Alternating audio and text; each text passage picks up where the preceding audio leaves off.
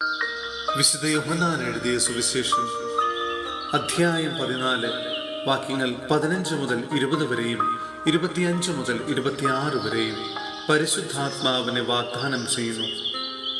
നിങ്ങൾ എന്നെ സ്നേഹിക്കുന്നുവെങ്കിൽ എൻ്റെ കൽപ്പന പാലിക്കും.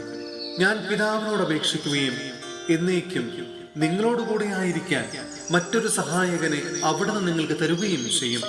ഈ സത്യാത്മാവിനെ സ്വീകരിക്കാൻ ലോകത്തിന് സാധിക്കുകയില്ല, കാരണം അത് അവനെ കാണുകയോ അറിയുകയോ ചെയ്യുന്നില്ല.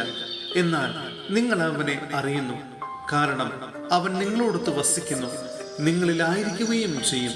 ഞാൻ നിങ്ങളെ അനാഥരായി വിടുകയില്ല. ഞാൻ നിങ്ങളുടെ അടുത്തേക്ക് വരും. അല്പസമയം കൂടി കഴിഞ്ഞാൽ പിന്നെ ലോകം എന്നെ കാണുകയില്ല, എന്നാൽ നിങ്ങൾ എന്നെ കാണും.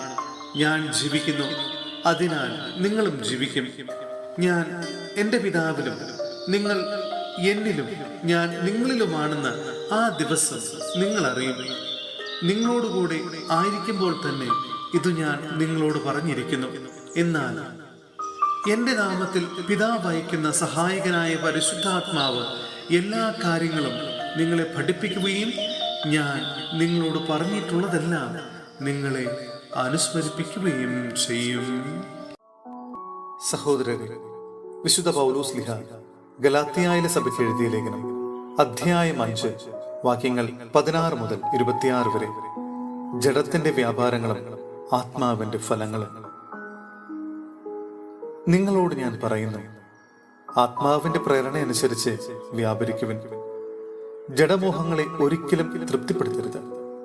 എന്തെന്നാൽ ജഡമോഹങ്ങൾ ആത്മാവിനെതിരാണ്, ആത്മാവിന്റെ അഭിലാഷങ്ങൾ ജഡത്തിനുമെതിരാണ്.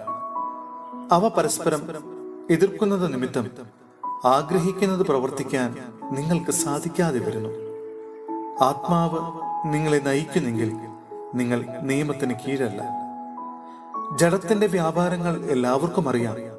അവ വ്യഭിചാരം, അശുദ്ധി, ദുർവൃത്തി, വിഗ്രഹാരാധന, ആഭിചാരം, ശത്രുത, കലഹം, അസൂയ, കോപം, മത്സര്യം, ഭിന്നത, വിഭാഗീയ ചിന്ത, വിദ്വേഷം, മദ്യപാനം, മധുരോത്സവം ഇവയും ഈ ദൃശ്യമായ മറ്റു പ്രവൃത്തികളുമാണ്.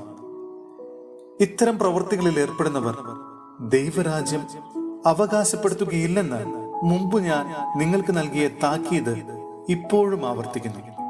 എന്നാൽ ആത്മാവിന്റെ ഫലങ്ങൾ സ്നേഹം, ആനന്ദം, സമാധാനം, ക്ഷമ, ദയ, നന്മ, വിശ്വസ്തത, സൗമ്യത, ആത്മസംയമനം ഇവയാണ്. ഇവയ്ക്കെതിരായി ഒരു നിയമവുമില്ല. യേശുക്രിസ്തുവിനുള്ളവർ തങ്ങളുടെ ജഡത്തെ അതിന്റെ വികാരങ്ങളോടും മോഹങ്ങളോടും കൂടെ ക്രൂശിച്ചിരിക്കുന്നു.